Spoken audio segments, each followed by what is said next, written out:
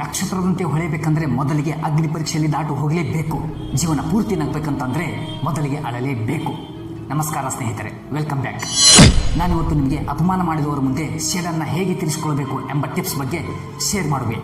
ಈ ವಿಡಿಯೋವನ್ನು ಕೊನೆಯವರೆಗೂ ನೋಡಿ. ಇಷ್ಟ ಅಂತ ಅನಿಸಿದರೆ ಒಂದು ಲೈಕ್ ಮಾಡಿ. ನಾನು ಈ ವಿಡಿಯೋಗಳನ್ನು ಮಾಡುವ ಉದ್ದೇಶ ಇಷ್ಟೇ. ನಿಮ್ಮ ಕ್ಷೇತ್ರ ಯಾವುದೇ ಇರಲಿ, ನಿಮ್ಮ ಫೀಲ್ಡ್ ಯಾವುದೇ ಇರಲಿ, ಅದರಲ್ಲಿ ನೀವು ನಂಬರ್ 1 ಆಗಬೇಕು ಅಷ್ಟೇ. ಸ್ನೇಹಿತರೆ, ಜನ ಅಂತಾರೆ ಇದು ನಿನ್ನಿಂದ ಸಾಧ್ಯವಿಲ್ಲ, ಈ ಕೆಲಸವನ್ನು ನೀನು ಮಾಡಲಿಕ್ಕೆ ಲಾಯಕ್ಕಿಲ್ಲ ಅಂತ.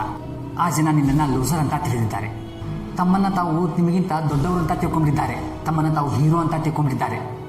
ಎಕ್ಸಾಂಪಲ್ಗಾಗಿ ನಿಮ್ಮ X boy friend, X girl friend, ಸಂಬಂಧಿಕರು, ಪೇರೆಂಟ್ಸ್, ಆಫೀಸ್ನ ಕ್ಲಾಸ್ಮೇಟ್ಸ್, ಇವರೆಲ್ಲರ ಬಾಯಿ ಮುಚ್ಚಿಸಬೇಕಿದೆ. ರಿವೆಂಜ್ ತೀರಿಸ್ಕೊಳ್ಬೇಕಿದೆ. ಇವರೆಲ್ಲ ನಿನ್ನನ್ನು ತಪ್ಪಾಗಿ ತಿಳಿದಿದ್ದಾರೆ ಅಂತ ನೀನು ಪ್ರೂವ್ ಮಾಡಬೇಕಿದೆ.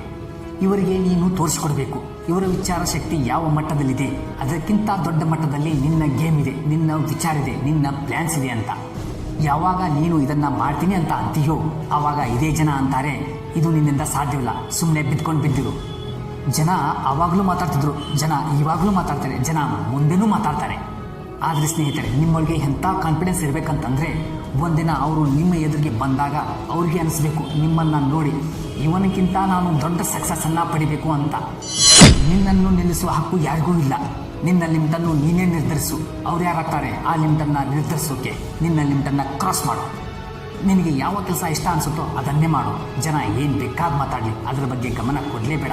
ನಿನಗೆ ಯಾವಾಗ ಯಾವುದೂ ಕೂಡ ಅಸಾಧ್ಯವಿಲ್ಲ. ಇದನ್ನು ನೀನು ತಿಳಿದುಕೊಂಡ್ಬಿಡು. ನಿನ್ನನ್ನು ಯಾರು ಅಪಮಾನ ಮಾಡಿದ್ದಾರೋ, ನಿನ್ನನ್ನು ನೋಡಿ ಯಾರು ನಕ್ಕಾರೋ ಅವರಿಗೆ ಬಹುದೊಡ್ಡ ಶಾಕ್ ಯಾವಾಗ ಆಗುತ್ತೆ ಅಂತಂದರೆ ನೀನು ಸಕ್ಸಸ್ನ ತುದಿ ಮೇಲೆ ನಿಂತಿರ್ತೀಯ. ಅದನ್ನು ಅವರು ನೋಡಿದಾಗ ನಿನ್ನ ಹೆಸರು ಅವರ ಮುಂದೆ ಹಾದು ಹೋಗುತ್ತೆ.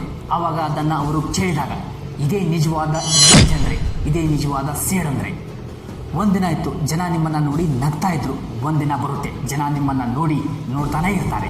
ಪ್ರಯತ್ನ ದಿನ ರಾತ್ರಿ ಮಾಡು, ಏಕೆಂದರೆ ಯಶಸ್ಸಿನ ಶಂಖವನ್ನು ಓದಬೇಕಿದೆ. ನಿನ್ನ ವಿಜಯದ ಪತಾಕಿ ಹಾರಿಸಬೇಕಿದೆ. ನಿಮ್ಮ ಪರಿಶ್ರಮದಿಂದ ಇತಿಹಾಸವನ್ನು ರಚಿಸಲೇಬೇಕಿದೆ.